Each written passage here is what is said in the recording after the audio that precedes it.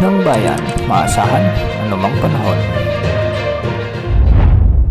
Magandang oras po sa ating lahat. Narito na ang latest update sa magiging lagay ng ating panahon at sa binabantayan nating low pressure area at sa magiging lagay ng ating panahon sa susunod na 24 oras. Sa kasalukuyan ay southwest monsoon pa rin ang dominanting weather system ngayon at siyang nakakaapekto sa malaking bahagi ng ating bansa. Samantala, huling namataan ang LPA sa silangan ng Luzon, 430 kilometers hilagang silangan ng Infanta, Quezon o 350 kilometers silangan ng Kasiguran, Aurora. Ayon sa Pag-asa, na sa katamtaman ang tsansa nitong lumakas bilang bagyo sa susunod na 24 oras. Ngunit pagkalipas ng 24 na oras ay mas mataas na ang tsansa nitong maging bagyo at posibleng maghatak ng malakas na habagat na magpapaulan naman sa kanlurang bahagi ng Luzon at Visayas. Samantala, isa pang LPA ang namataan sa malayong hilagang silangan ng bansa at ayon sa Pag-asa ay mataas na rin ang tsansa nitong maging bagyo. Ang LPA na ito ay malayo naman sa kalupaan ng bansa kaya wala itong magiging direktang epekto sa anumang bahagi ng ating kapuluan. Dahil nga sa LPA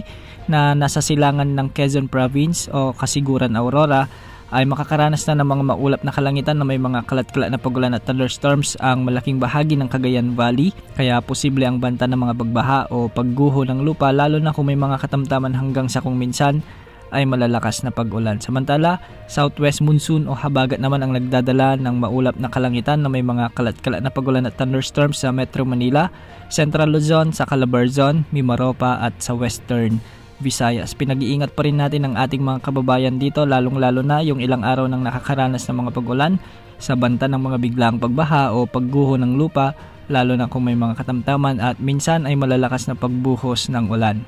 Apektado rin ng southwest monsoon o habagat ang malaking bahagi ng Mindanao at nalalabing bahagi ng Visayas, kaya magiging bahagyang maulap hanggang sa maulap naman ang mga papawirin dito na may mga isolated rains and thunderstorms.